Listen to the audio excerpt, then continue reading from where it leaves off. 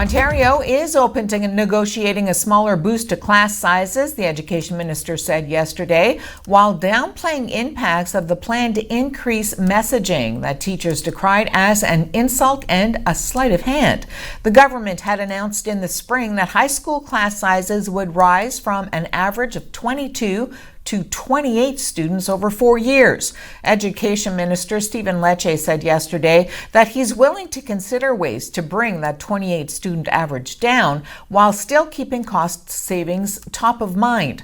Contracts for teachers and education workers in the province expire on August 31st, but bargaining for a new deal is still in its early stages. The Ontario Secondary School Teachers Federation was at the Ontario Labour Relations Board yesterday to determine what issues should be bargained centrally and what should be dealt with at local tables. The talks are expected to be difficult given the move to larger class sizes, which the government has said will mean 3,475 fewer teachers in the system.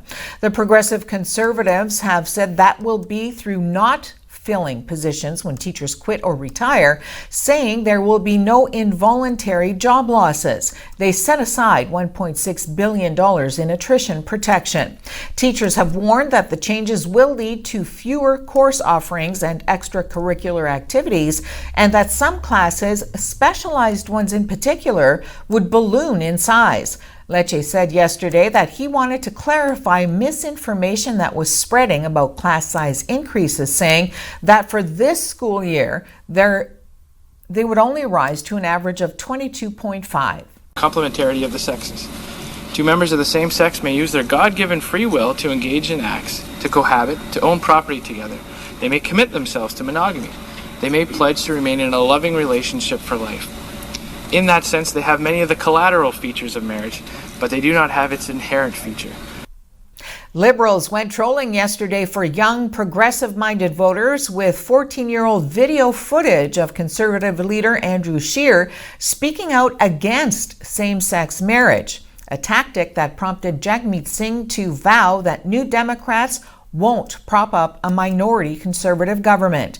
The NDP leader said in a statement, the disgusting prejudice against gay, lesbian, and transgendered Canadians exhibited in the video is exactly why, if Canadians deliver a minority government in October, he will not prop up Andrew Scheer and the Conservatives. Singh's statements came several hours after Public Safety Minister Ralph Goodale tweeted a short, edited video of an April 2005 speech Scheer gave in the House of Commons explaining his opposition to the Civil Marriage Act, which legalized same-sex marriage in Canada later that year.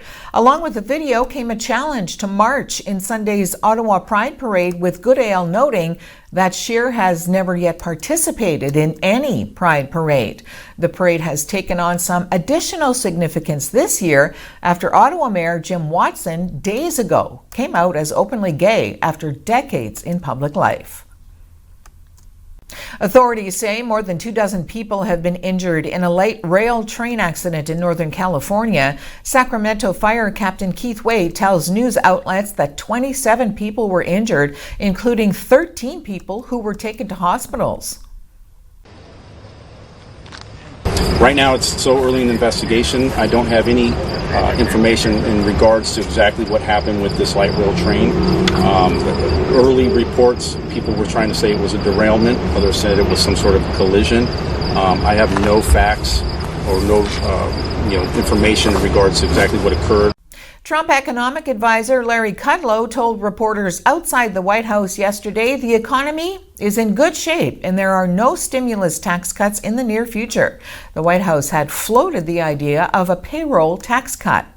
The president doesn't want the dollar to be lower. The president is very concerned that foreign countries have manipulated their currencies lower through various easy money practices that, by the way, don't engender economic growth.